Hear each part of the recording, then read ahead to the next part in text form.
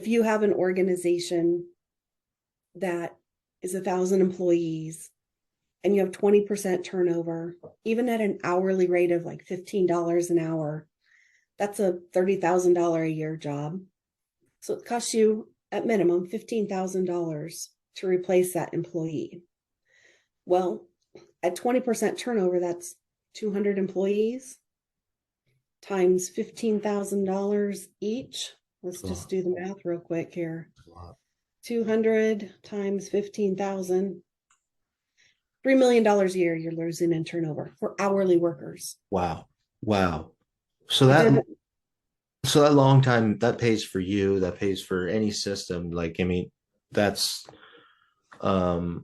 makes so it makes no sense to treat your people like shit from a financial That's right. perspective, a logical point of view. Greg Sheldon here, your host of Metal, Steel, Manufacturing, and Business Pro podcast, where you learn everything about the metals and manufacturing industry that make your modern day life possible. Welcome, everybody. Greg Sheldon here, host of the show. Today, we have Ronda Robinson, and she is a talent in the world of finding and keeping good people. And retainmyteam.com is her website, where she has a process that I've never seen before. And that's a good thing, because it's unique in the way that they attract people the right way through their advertising. But then there's so much more to that system that is, I really thought was worth sharing with you guys, because this is one of the biggest struggles in business right now. It's finding and keeping people. And Rhonda has a wonderful process to go through that. So welcome, Rhonda. Thank you so much for being on the show. Great. Delighted to be here. Yes. In our early conversations, you two have a mind of how people are the thrust behind everything we do in business. And It's amazing today still how much that's overlooked. Well, it is. And you know what? I will admit it wasn't always that way for me. It was, I was not that I'm an engineer, but the engineer mind, where it's all about the machine or the part or this or that. But as you move forward through life, you realize, well, at least I did, that it's not about that. I mean, that's kind of just what you do or how you do it. It's not why you do it. Mm-hmm. Right. So certainly in a lot of the things I do, we talk about the why, and I would love to get your perspective on that. But I think first, if we could get a little background on Rhonda, like why people? Why is it? Why do you do this? And what got you here? Sure.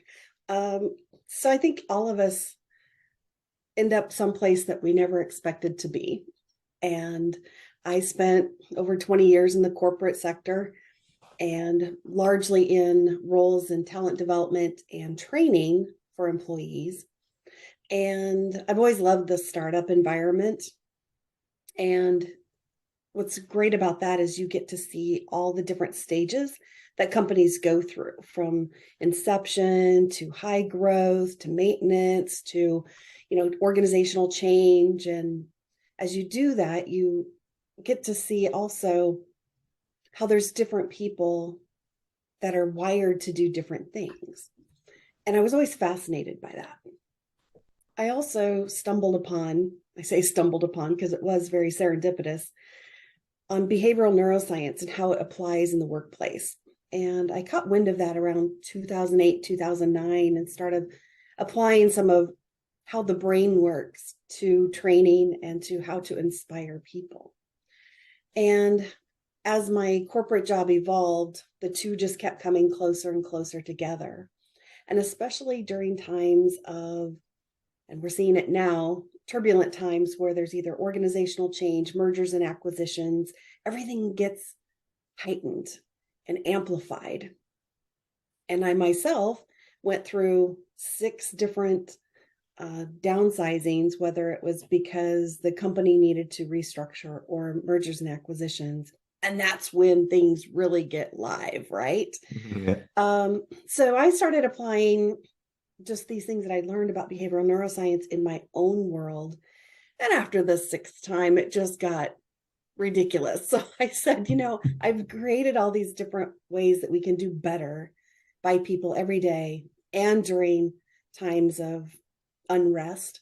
And so I just decided I would take my tips and tricks and put it out there for the world to try and help more people.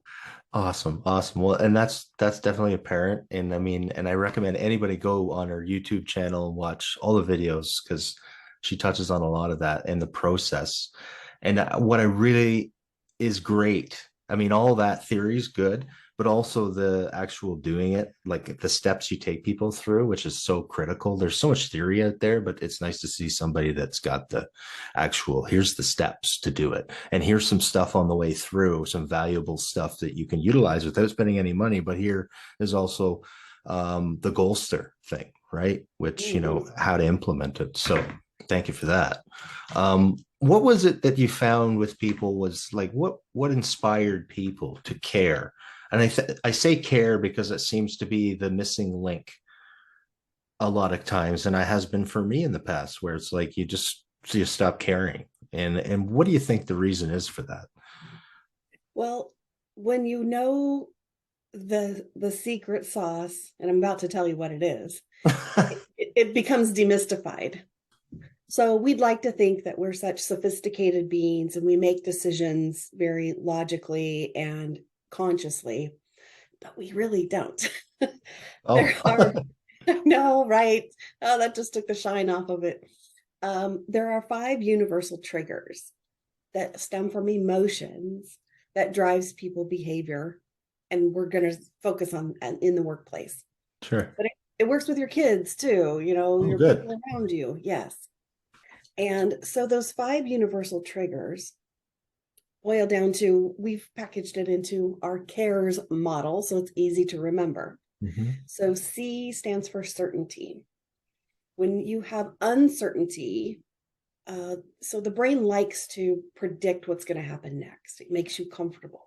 So when there's uncertainty, the primitive brain takes over because we need to rely on our habits and our instincts when things are unfamiliar. What that does is it shuts down the logical part of the brain. And so when there's a lot of uncertainty, you can't think your way out of the problem, or it minimizes your ability to do that. Mm-hmm. So people make poor decisions in often cases. Yeah. Or they're paralyzed. They don't know what to do, so they do nothing. Mm-hmm. So A in the CARES model is autonomy. And autonomy is the perception that our behaviors will somehow influence the outcomes. Some people have a higher drive for autonomy, the need for autonomy than other people. But when you have even just a small choice, it gives you a sense of control, and that is empowering. So for all of you who have kids out there who dislike doing their household chores, give them a choice. Would you rather make your bed or take out the garbage? Just giving them that little bit of control helps to reduce the friction that you might get from those requests. I know a little boy that is all about control. That could be a good one. He probably has a high drive for autonomy. So the greater number of choices that you can give him, the happier he will be. Yeah. Yeah. And that's why people hate micromanagers, because it takes away the autonomy, right? Yes. Yes. So where does authorship come into that? Like, I've recognized in my experience that, if you involve people in the process and, okay, well, just instead of micromanaging, you relinquish control and say, okay, come up with this idea and have it to me by X. Is that fit into that system somehow? It absolutely does. So yeah, that's a high marker for autonomy, is giving people a choice of how to get from A to B. It doesn't take away the fact that you have to get to the destination point B, but how to get there often gives people more control to leverage their strengths, which is another way of having autonomy in how you get work done. Okay. So autonomy boils down to time, task, and people. So who you want to engage or disengage to come along with you in the workplace. Yeah. Yeah. Okay. So how do I identify I mean, is it a blanket thing? Like, is everybody engaged by the same thing? Like, can we kind of do that and just say, okay, well, I'm going to do that exact example I just gave for everybody. Is that going to work for everybody, or do we have to identify different things? So yes and no, and I'll just won't go into detail, but the other three triggers in the CARES models, we covered C and A, but then there's relationships, equality, and standing, which is your perceived value, one-to-one or within the organization. And so these five triggers, everything that is a problem in the workplace boils down to one of these five things. We are hearing a lot right now about how people need to be recognized at work. Well, that's standing, right? You need to feel like you're valued for your contributions. Yes. The whole in the office or out of the office boils down to relationships Mm-hmm. and how to feel connected to other people at work. And then the whole DE&I initiatives, diversity and inclusion, is all about equality and having equity, fair treatment in the workplace. So Yeah. Yeah. pick a problem and it boils down to one of these five things. Okay. Okay. So is it okay? So how, as an organization, how do you identify? I mean, we have to create, if you're a leader of an organization and you don't know why you're there, you know how and what the reason is and the thing you're making, but without knowing why, is it hard to lead these people in a direction that engages them? Do you know what I mean? What I'm Are you asking? saying if your purpose and your mission isn't clear, is it harder to lead people? That's what I'm saying. Yeah. Yeah, so that goes back to relatedness and relationships. If people know the why that you're there, the why that the manufacturing plant is creating what they create, it gives that stronger relationship. And Mhm. so people feel more connected to the work and feel connected to the purpose, which means that they're emotionally and intrinsically more motivated to do the work. Okay. That's why, a lot of these volunteer organizations, they don't get paid, Yeah. right? They're putting in a lot of their time, but the why is so strong for them Mhm. that they give their time. Sometimes they give their own money to help support these causes. People will do the same thing at work. When you really rally behind the why, people people stop fighting over, a tiny little raise or a little benefit here because they're so invested in the why. Yeah. Yeah. Yeah. And I believe that that could be community centered, right? I mean, every business is in a community. So that could be designed around a community. Is there a simple way? Because I didn't find it simple. Like, I read that book, Find Your Why, and reading the book is good, but it took a process, right? Is there a way people can find their why, like within a short period of time? So are you asking, can leaders find their why or people find their why? Well, I think, well, let's do both. Let's say leaders. I mean, the leader as the organization, why are they doing what they're doing? Because let's say they bought into that company or whatever. They started it because they thought they could do or are doing a better job than the guy before them making said thing. And but they never really knew why they're doing it, other than we're making a paycheck and we're making a profit. How can somebody start to think about why they're doing what they're doing? You Yeah, know, a part of it is self-reflection and understanding yourself. And there are a lot of people who just are not very self-aware. right. And you kind of touched on this peripherally that there are some people who do it just for the money. Hmm. And that's okay, Yeah. especially if you're hiring people who are in it just for the money. It just comes with its own set of problems. Okay. And it also can create a culture that you just need to understand and live with, Yeah. right? Yeah. Yeah. Yeah. If money can be a why. Well, it can be. I'm glad you said that, because it doesn't always have to be life changing, you know what I mean, or world changing. And I do Yeah, and that goes into a presentation of mine where it's your why doesn't have to be, oh, we're going to save all the children in the world from malaria or something. Right. It could be we want to make enough money this year to get to next year, or we want to pay our people well so that they have benefits and retirement package, right? So, I know a landscaping company, and the reason that they started the landscaping company is because the owner just loved to make each little spot prettier than how he found it. yeah. He just liked to change things around a little bit so it just looked better. So he's one yard at a time, one property at a time, trying to make things more beautiful. Well, that's beautiful. I know, right? I love that. Yeah, me too. And that's like that's a sense of purpose that you can't I mean, it's just I don't know what the words are, but it's just it makes sense and it sounds like it comes from a place of passion, and that's good, right? Yeah, one of the simple ways to find your why is just reflecting on things that you love and Mhm. things that you're good at and things that you value. And when those three things come into an intersection, that usually helps you understand really what you're drawn to and what motivates you without external forces. Mhm. Mhm. Yeah. I mean, I rely on history a lot for me, like my life history, right? Like I feel a sense of loyalty. Mine comes through loyalty, a loyalty towards the industry or whatever, and to help all the people that helped me along the way.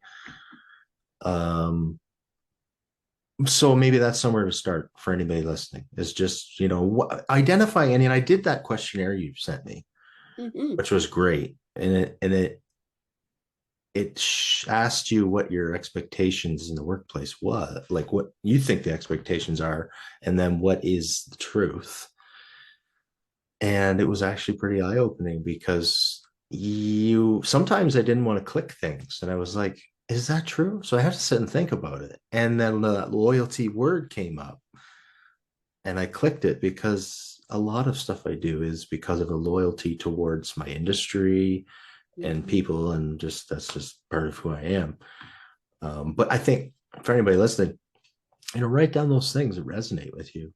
Um, Words, just start with a word, maybe.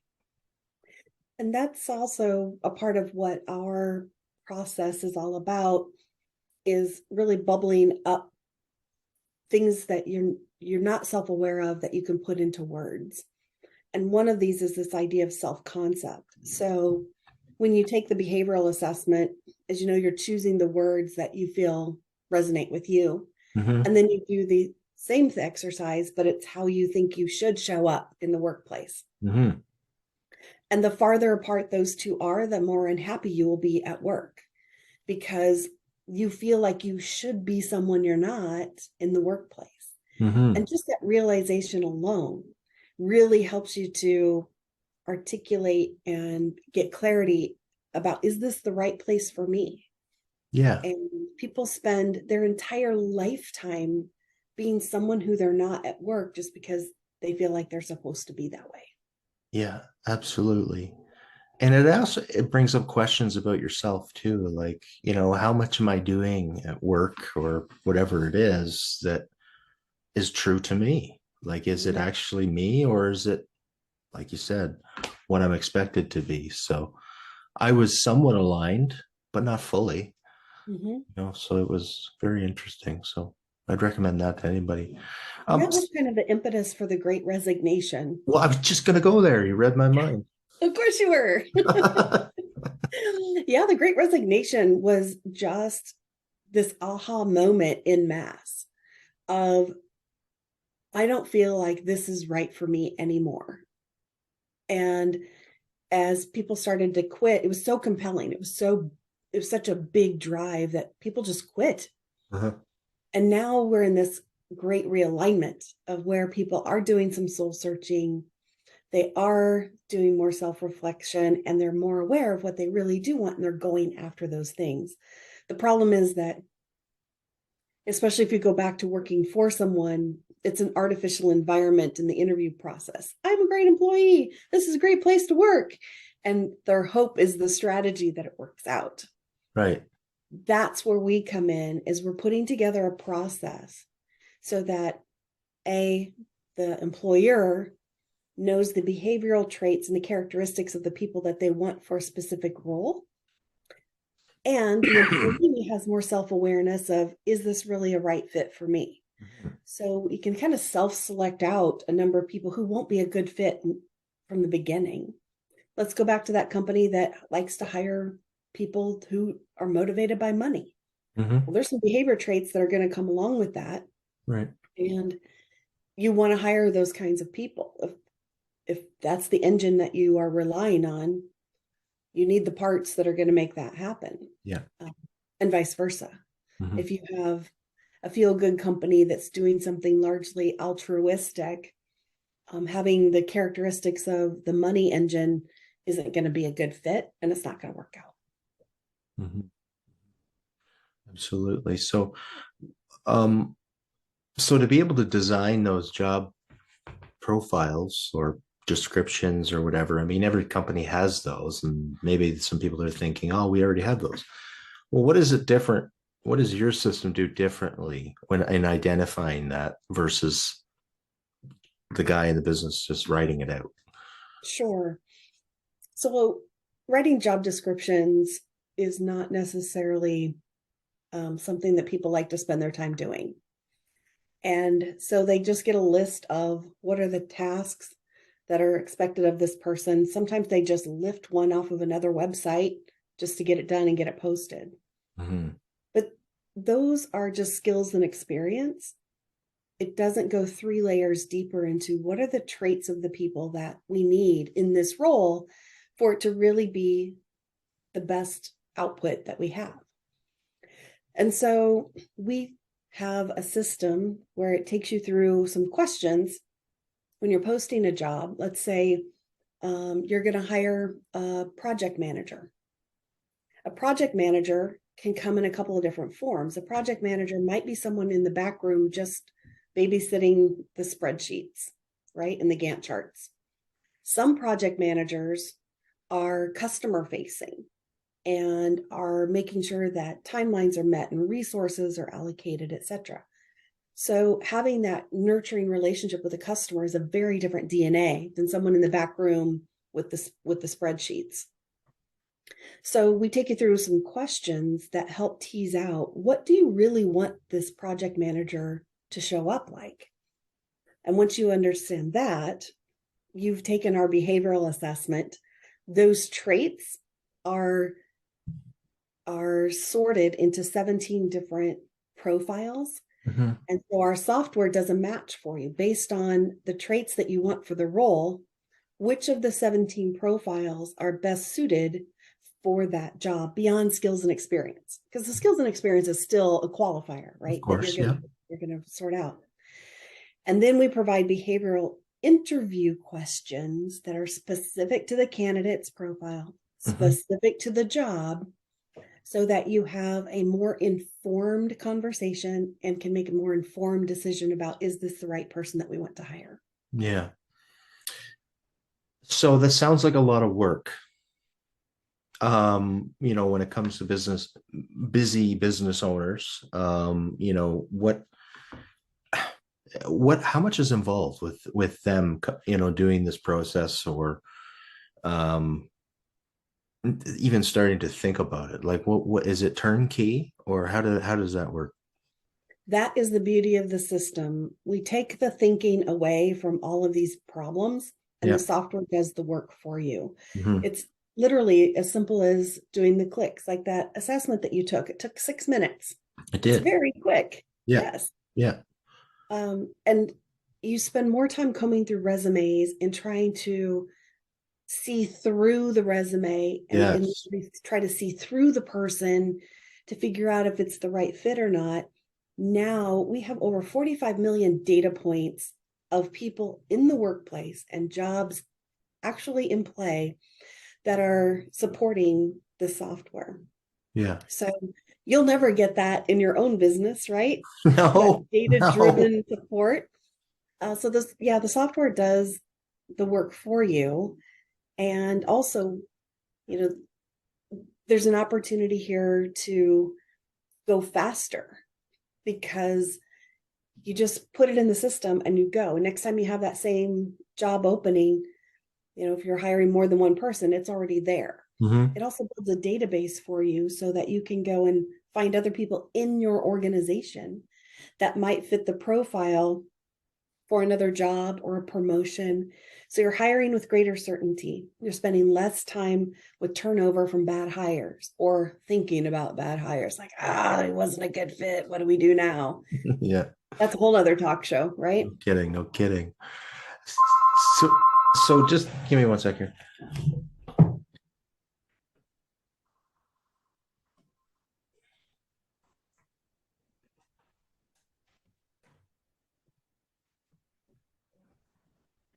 Sorry about that. So let's back up a little bit. Okay. So how does somebody know that they're having issues in their business with people? Are there like some telltale signs that okay, it's there's a problem here? Is it the turnover? People are quitting? Like, what is it from your experience that are some signs? There's usually two things that show up first. One is obvious when it's turnover or turnover in a specific type of role. Mm-hmm. The other is just stale performance. If you're not meeting your goals or you're not meeting them on time, productivity is sluggish, or revenue is soft, those are signals that something's amiss. Mm-hmm. And Gallup recently reported that about 66% of the US workforce, at least, is disengaged. And of those, 16% are actively disengaged. What does that mean? They're trying not to work. Okay, trying not to work. Well, that's bad. Yeah. Yes. So if you think about any percentage of your workforce not giving their full every day, Yeah. you're paying a people tax. We call it a people tax, Mm-hmm. where even if you're doing okay, like you're showing profits, are you maximizing what your business really could be producing? Mm-hmm. And that's also why we created the system that we have, so that you can maximize productivity, maximize engagement, and be the best that you can be, because you're helping your people be the best that they can be. Yeah. Yeah. And that is, the times of, just having people out there on the floor and treating them like shit, those times are over. I mean, that has happened for a long time. And I say that from experience, coming from the trades. It's been the way it's been, but I don't see it working. Didn't work for, the time I was in it. Luckily I was able to withstand it, but not everybody can, right? So there's more to it than just numbers. So I think that's great. Thank you for sharing how people can identify that. And are there some things that business owners can do? Maybe there's some benchmarks or something. Like, is there something people can look at? I know there is financially, and I teach about that, but we're not talking about that. We're talking about what are some things somebody can do today when they're listening, get off this call or this podcast, and even just look at it and say, this isn't working, other than the high turnover. I guess that's probably enough, isn't it? Are there things they can do to take it to the next level without spending any money? So we usually counsel business owners to look at whatever metrics that they use, because each business has different metrics that they use to say whether they're being successful or not. Mm-hmm. Whether it's, KPIs, OKRs, the acronym soup of business lingo. Yeah. Whatever their metrics are, taking a self-reflection and saying, is this really as good as we could be? I just had a very insightful conversation with a COO of a fairly large company. And he revealed that when they set out their corporate goals, yeah, they expect to only hit about 80% of those. Now, the first question is, well, why would you ever do that? Because they say that they want to do these stretch goals, knowing that they'll probably meet about 80% of them. Yeah. But the underlying problem is that except for the salespeople who are on a separate incentivization program, the rest of the company gets their bonus based on how the company performs. Well, if you are only expecting to hit 80% of those, and that's not communicated to the people, every year they're only going to get 80% or less of their corporate bonus, which is a huge dissatisfier. Then you start pointing fingers at each other who didn't meet their goals. And why did they not meet their goals? And why didn't we know this sooner? Why wasn't something done? So a big part of it is being transparent in what you're expecting your people to achieve and being transparent about the process and how you're tracking on those. And that's why we also have this goal attainment software where you take your business priorities and each team, each individual then has their underlying goals and milestones that they're expected to achieve. So instead of waiting for a monthly update or however often businesses do their inspection, you know in real time how everyone is tracking against their goals and if you're going to meet those targets or not. That also keeps the accountability high because there's such visibility about who's working on what and how they're achieving. You also spend less time doing the how are we doing on that? Are we on time? And the yes, we are, and no, we're not. You can just see in the Pocket Coach in your app that you are or are not tracking. Now you can spend the time talking about what are the obstacles? Do you need more resources? How do we overcome this challenge so that we stay on track? That's a much more productive and healthier conversation than the surprise at the end that we're not going to meet our goals. I think back to many meetings where it's, there's a lot of that. It's like, okay, how's this at? What's this at? Instead of coming up solutions, we're just talking about, we're just reacting, right? And that would be a very valuable to have. So that's and when goals are lagging, you want to fill the airtime with all the things that went well because you don't want to have that conversation. So you suck the time away talking about, but we did do this and we did this, and then the meeting's out of time, by the way, we're not going to meet that goal. Bye. Yeah, exactly. And that would happen all the time. Or you have this thing you're ready to present and then you run out of time, and and then the phones go, all the phones are dinging and the text messages, and oh my God, it's just an awful thing. Yes. But that's a whole other conversation. Okay, so that's good. So it's a process, and that's the hard part, and for anybody to wrap their head around. And I'm wondering how that conversation goes with people, that are making these decisions in companies. Like, what is it that gets them over the hurdle? Like, is it going out of business, or is it like what has to happen for people to change? And I know this intimately, and I'm wondering what your perspective is on it from talking with so many companies. Well, the biggest reason people don't change is because they feel like they don't have the energy or can't visualize the path ahead of what that would look like. I firmly believe, I know that there are more leaders out there that want to do something different. They just don't know how. And their rationale is reasonable because it stems from all these leadership development programs out there that they come in, they do some kind of workshop, and you're expected to change your mindset and then do all these things. But you're left to your own devices to pull that through. And creating new habits is hard. And if you haven't changed that mindset in that time that you have with them in the workshop, the pull through is never going to happen. And so that's why we created these turnkey tools so that it's a sustainable change. You actually can change your behaviors before you have to change your mindset. Wow. I know. And I want to go back to something you said earlier about the bad managers and the ones on the floor that are treating people poorly. I've been one. And I hate to admit it, but I've got to. I mean, I learned that doesn't work, and that's part of why I said that. But yeah, I'm sorry to interrupt. Yeah. No, I'm so glad you brought that up, because we go with what we know. And if that's how you were managed, that's kind of how it trickles down. It does. And so, how do you break that cycle?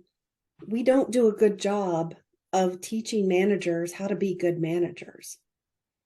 It was a couple decades ago when we had another recession and companies collapsed their middle management levels, Mm-hmm.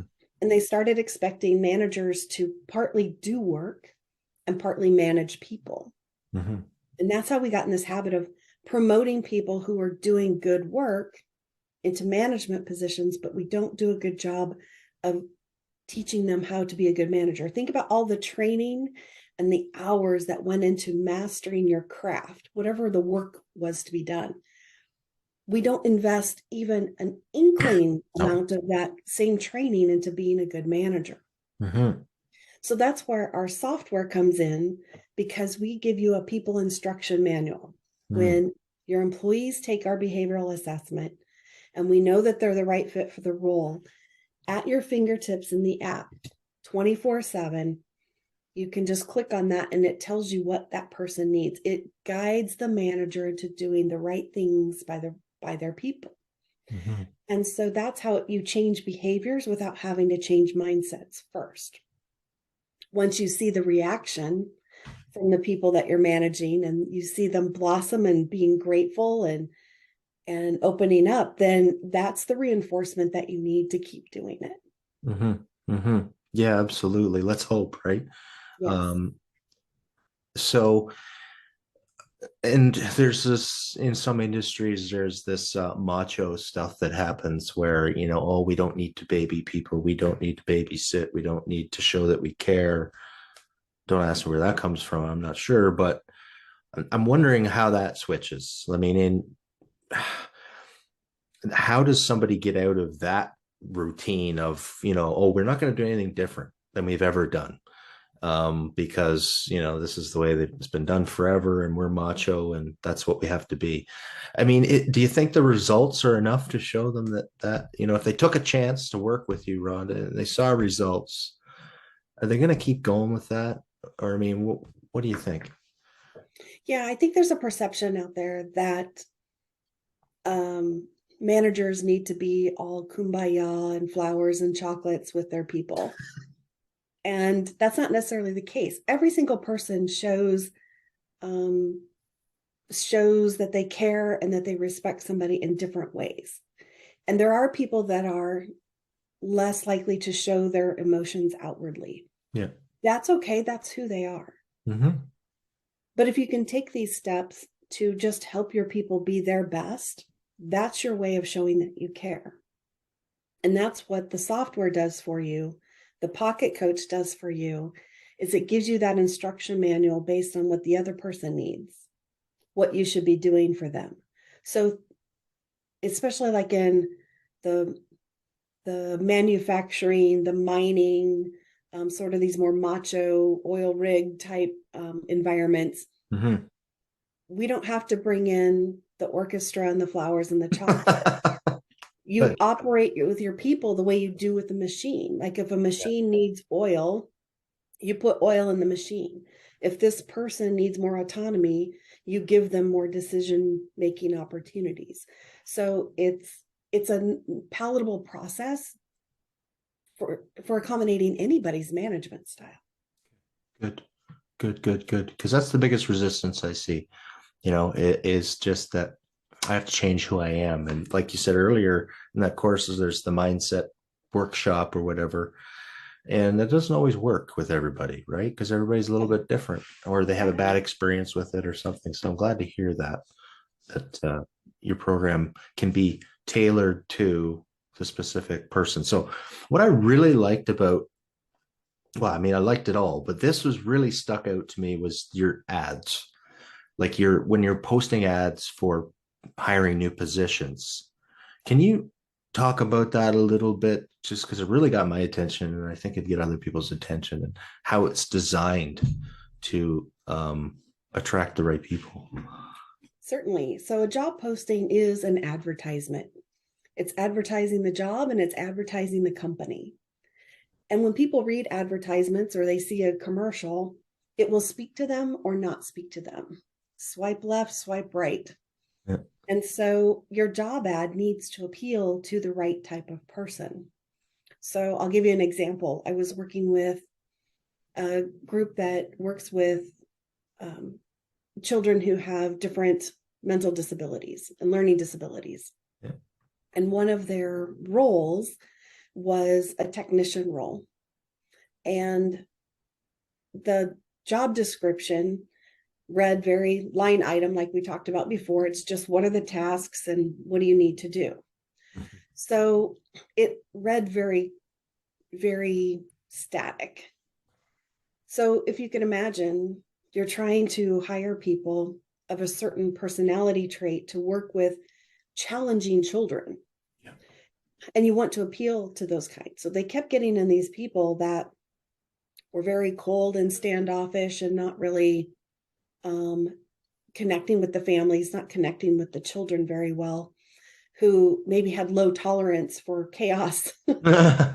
And so we reworked their job description to appeal for the type whose behavioral styles were like that. They Yeah. were warm and friendly. They were calm. They could navigate uncertainty and variety at work versus the ones that needed to do the filing cabinets and check the boxes. And so once we did that, they started getting a lot more applicants because it was speaking to the right type of people. Mm-hmm. Mm-hmm. Very interesting. So that process, you have to really identify a lot of things, and that's what you do, right? Because I can't imagine you just walk in and offer that one service, because it wouldn't work, would it? Like, you would have to offer the whole package so that it's a full understanding of the organization and how it's working, right? So it works best when you have all of the pieces together. Yeah. But sometimes it's overwhelming to think about that. So we work with clients typically to narrow in on what's their biggest pinch point right now. Is it hiring? Is it attracting the right candidates for the roles? Mm-hmm. Is it getting your new hires to stay? Is it inspiring your current workforce and leading with purpose? Or are you a hot mess and we just need to do a diagnostic to begin with? And so we do offer these different services a la carte, and people can start with one and build over time, or we can start with the whole shebang and then just sequence the rollouts as needed, so that, because it's change management for the entire organization, and we're very conscious of that. Yeah. Yeah. Yeah. So what does that process of the hot mess look like? I mean, what what should they expect? And I'm not saying they're always a hot mess. I know you aren't either. Sometimes it's just they have no awareness of where to go, right? And they know there's a problem. They've identified it. What's the next thing? Is there like some kind of worksheet, or what is it? Yeah, where we often come in with, we'll just call it the hot mess package. Okay. And I say that tongue in cheek. Of course. But usually there are issues going on in multiple areas of the organization, and where to get traction is the challenge. We specialize in new leadership coming in and trying to get a handle on that and trying to make corrective action fast. That's what they were hired to do. Mm-hmm. And so we have a not your grandfather's engagement survey where we do roll it out to the entire workforce, or the workforce that is in question. Yes. But the questions are very different than when you would see on your typical engagement survey. Again, it goes back to our roots in behavioral neuroscience and workforce productivity. Yeah. And it's quantified. So we know from our 45 million data points, what are the high drivers of engagement and productivity at work? And so there's a barometer for each individual question that's asked.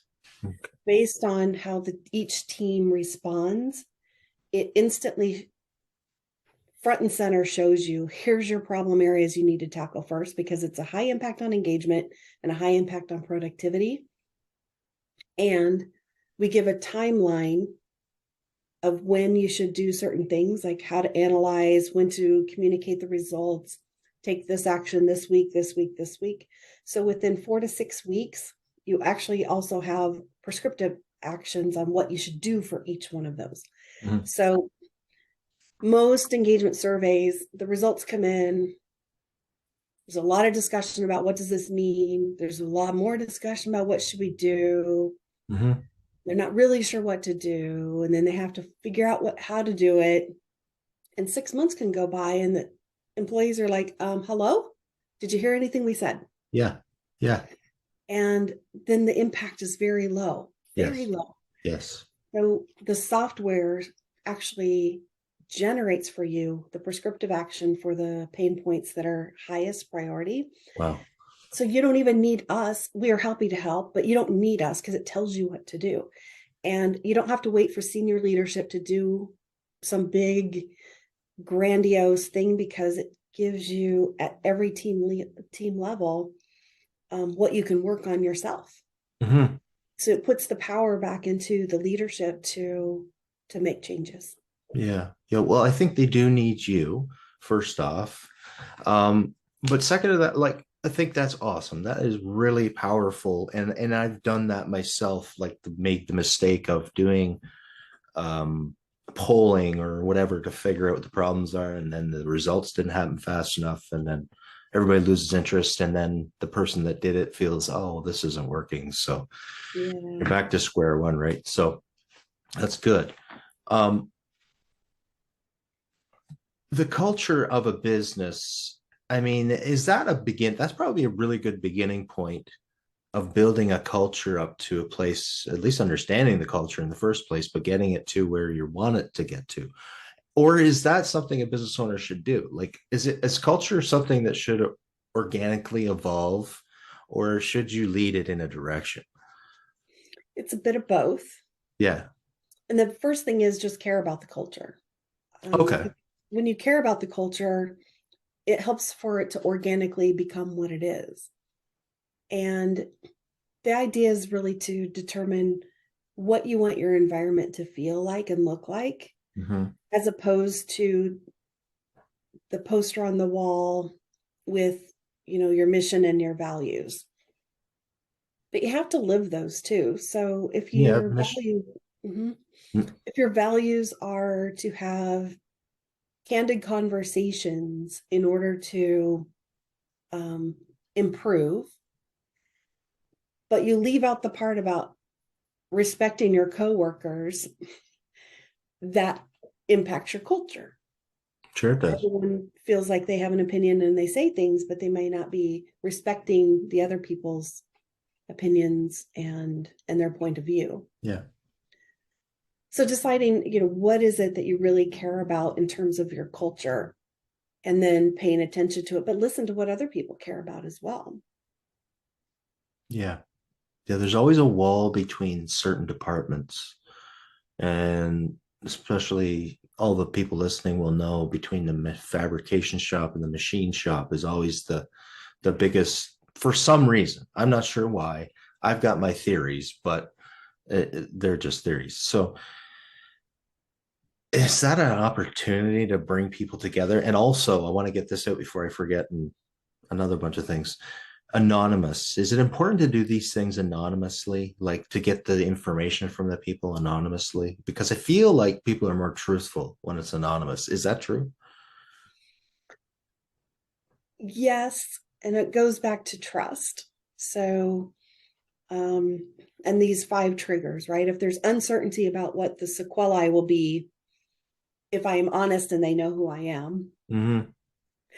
The relationship, well, if there's an issue, there's been something holding them back from having that conversation or listening to that feedback in the first place. And, a sense of fairness. Is this really going to be, am I going to be treated fairly if I tell you something that you don't want to hear? Mm-hmm. So it goes back to those 5 triggers again. So yes, anonymous feedback is helpful to begin with, but we don't want to foster a culture of hiding. Yes, true. Very good point. Yes. And the more vulnerable and transparent and candid leadership can be after receiving that feedback, the more that that's going to lead to a trusting culture and being able to have these challenging conversations in a productive way. Yeah. Yeah. Trust is so key. There's a book called The Speed of Trust. I don't know if you've read it. It's Love that book. so good. It's one of the, I've read it. It was one of the fastest books I've ever gone through. It was unbelievable. It's a page turner. It is. It really is. But it's so logical, Yes. So recommendation to anybody listening. So let's talk about like the cost of people being disengaged versus people being engaged. Certainly you can sit down and do the numbers. It makes sense. But, do you have like what can you say to that, where this person is spending 50% of their time on their phone or in the office chatting, I mean, that also starts percolating around the shop. Other people start doing that stuff too, right? Because they're not engaged in the work. So Yes. yeah, how expensive is it? So the couple ways to look at it, I like to keep things simple in initial conversations. Mm-hmm. So Gallup, let's talk about turnover first, because that's very easy to visually quantify. You can see when people leave. So Gallup says that it costs between 1/2 to 2 times a person's salary to replace them. Mm-hmm. So let's do lowest common denominator math. If you have an organization that is 1,000 employees and you have 20% turnover, even at an hourly rate of like $15 an hour, that's a $30,000 a year job. So it costs you at minimum $15,000 to replace that employee. Well, at 20% turnover, that's 200 employees times $15,000 each. Let's just do the math real quick here. 200 times 15,000, $3 million a year you're losing in turnover for hourly workers. Wow. So that long time, that pays for you, that pays for any system. Like, I mean, that's makes so it makes no sense to treat your people like shit from a financial perspective, right. A logical point of view, from payroll on the financials. It makes no sense to treat them like crap. It makes perfect sense to go through a system, to figure it out and treat your people well, and all the other things in between. Yeah. That's right. Mm-hmm. Okay. Yeah. So then you talked about disengagement.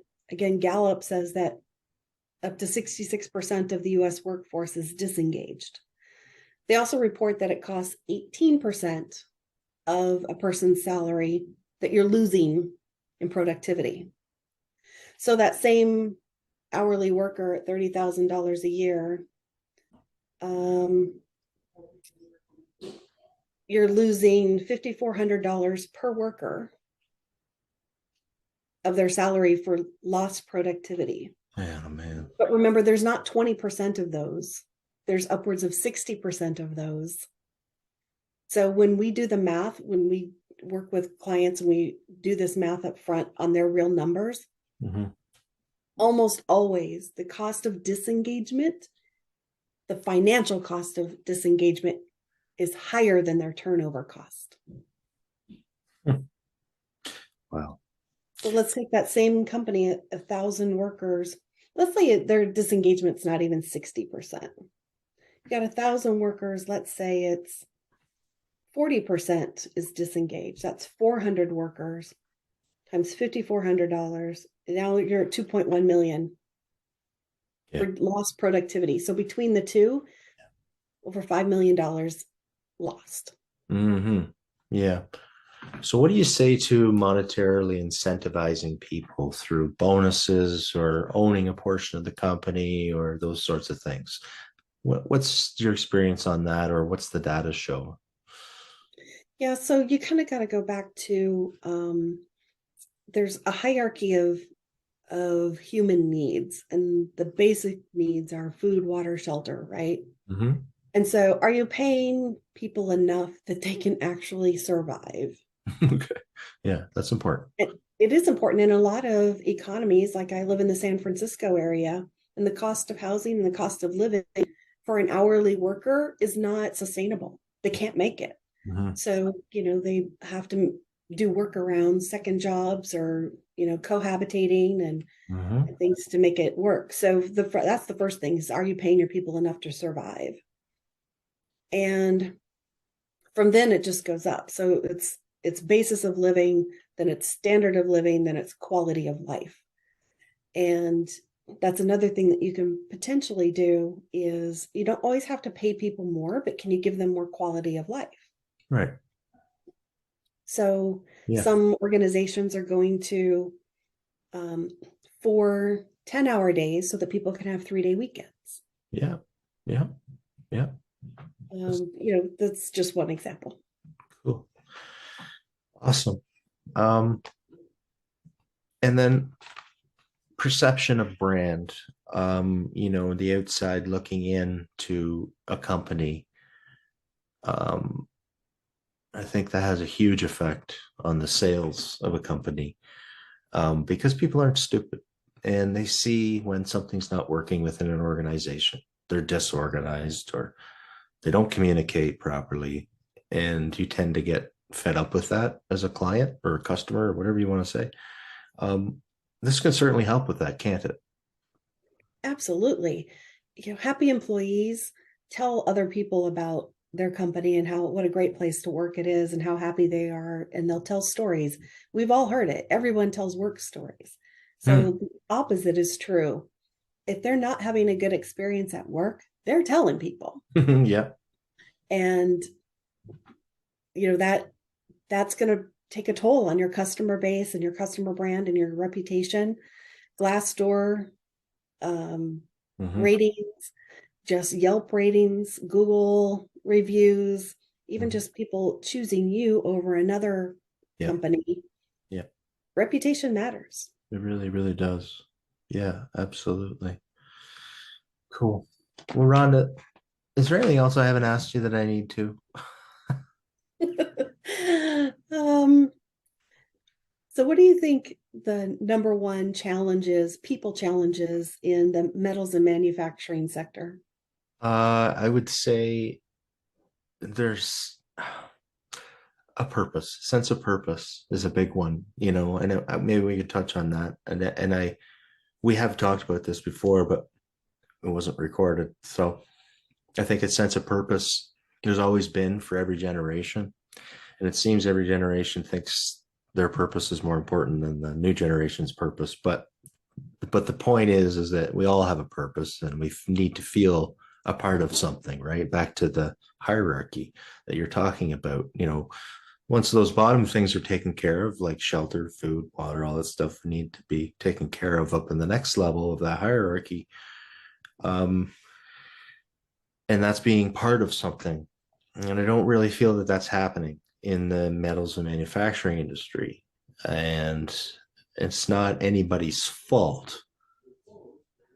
I'm sure there are cases where it is, but in most cases it's, you've been led down a path that somebody taught you how to do what you're doing. And, I think it's that, but it's the awareness.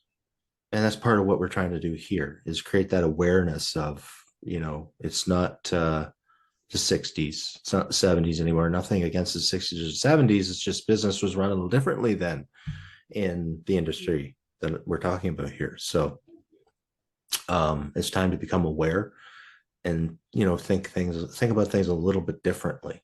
So I think that's an issue. I think that the metals and manufacturing sector is going to make a big comeback. Everyone likes shiny new things, and tech has been the shiny new thing for Yeah, a while. And while that's been fine to be shiny and new, what the pandemic and then the recession has taught us is that the basics are so important. absolutely. I couldn't And agree you with you have to more. have those basics of, the infrastructure, buildings, machinery, things that make the tech work Uh-huh.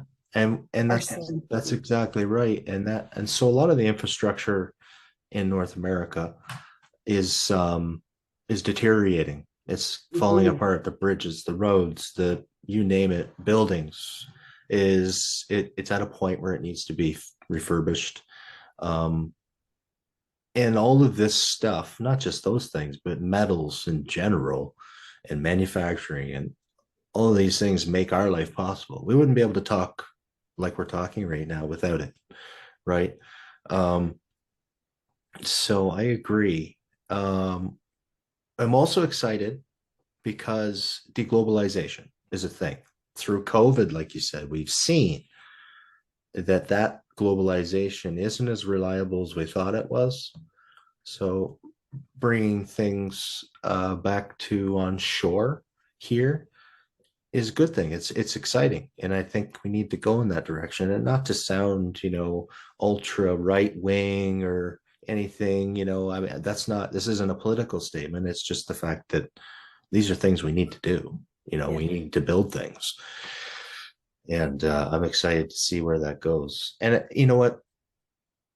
A lot of innovation needs to happen in a lot of the older industries like ours or like mhm, mine. I mean, but there are still innovations happening. It's just not in all the areas. It's just in the equipment that makes things. It's not so yeah, much in the mindset of what you're talking about. It's not so much in the operations. So, and a lot of that has to do with a lot of the market's very fragmented. There's so much competition going on, and it's always a race to the bottom. So that's part of the benefit you bring is that you're bringing something that's different to companies if they embrace it that makes them stand out in the marketplace. Because if somebody puts what you're proposing here or whatever, not proposing, but the conversation we're having, you're going to create that company's going to be unique. It's going to be a place where people want to go work, that's right. instead of people dreading to go to work, and that starts to excite and invigorate an industry if we can all get on board with that. So, and then that has a ripple effect into pricing, has a ripple effect into innovation, and then your profit margins start to grow because you're not competing on only price, and then that leaves some money left over for research and development to let's, how can we rethink how this is made? I mean, some of that 3D printing is happening. That's for sure. Um, but it's got a long ways to go to be cost effective for every shop to be able to utilize it. So Mhm. went off on a tangent there, but yeah. So here's incentive for you. The companies that practice talent optimization, and that's what we're talking about in total here is talent optimization. They actually outpace their competitors by double digits. Oh my gosh.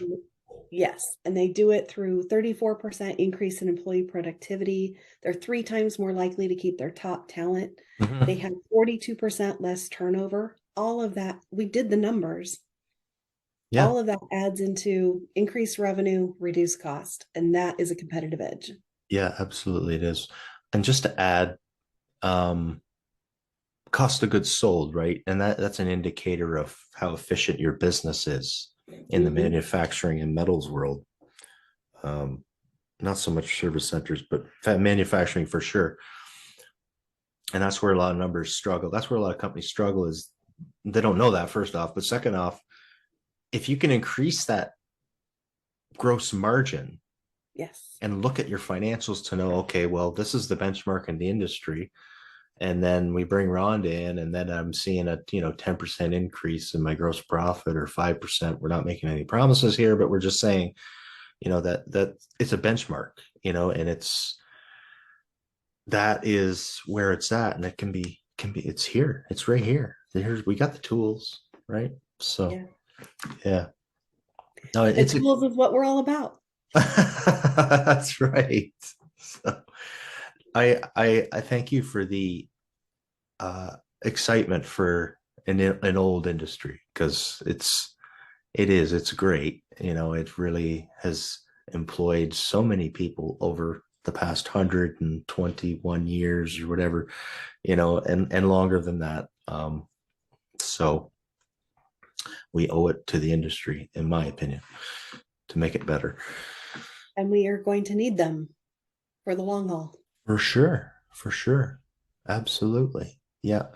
And if we ever get to the point where, and there's a lot of fear around, is machine learning and artificial intelligence going to replace people? I don't think it's going to replace people like how we think it is. It's going to eliminate a lot of the repetitive data work, and then people can do the more valuable things within organizations. They can do the things that add value. They can do the things that they enjoy more than the data entry or the monotonous welding all day long that nobody wants to do. Well, maybe there's the odd guy, but not very often somebody does. So, yeah. So, well. Yep. Well, we're all in our musical chairs. And we're all just trying to find the right seat when the music stops. Yep. That's right. That's right. And then to pass it on to another generation. That's right. And they're going to change their chairs and find their own seat. Yeah, that's right. Yeah. Yeah. All right, Rhonda. Well, thank you very much for your time. It's been a pleasure being on your show, and it was a wonderful conversation. Feels like we could just talk for days. We could, and we will again. So I'd be happy to do that. Okay, good. And just for everybody listening, Rhonda is available at retainmyteam.com. And again, I recommend going to YouTube, watching her presentation. There's an hour presentation there where she goes, into more detail about this and so much more. So is there anything else, Rhonda, that everybody needs to know about yourself, or, where they can find you that I've missed? Just don't be afraid to reach out. Sometimes people think that just have a conversation, you're going to be put in the hot seat for, pressure sales conversation, but let's just talk it out. There's a lot to unpack here, and I'm happy to thought partner with people who are looking to do better by their employees. Yeah, absolutely. And I am with you on that for sure. There's been no high pressure sales. It's been great building a relationship with you. So, the opportunity is there for everybody. So thank you, Rhonda, very much. And we'll be in touch soon. My pleasure, Greg. Okay. My eyes watering here. Okay. All right. Bye-bye. Bye-bye. Greg Sheldon here, your host of Metal, Steel, Manufacturing, and Business Pro podcast, where you learn everything about the metals and manufacturing industry that make your modern day life possible.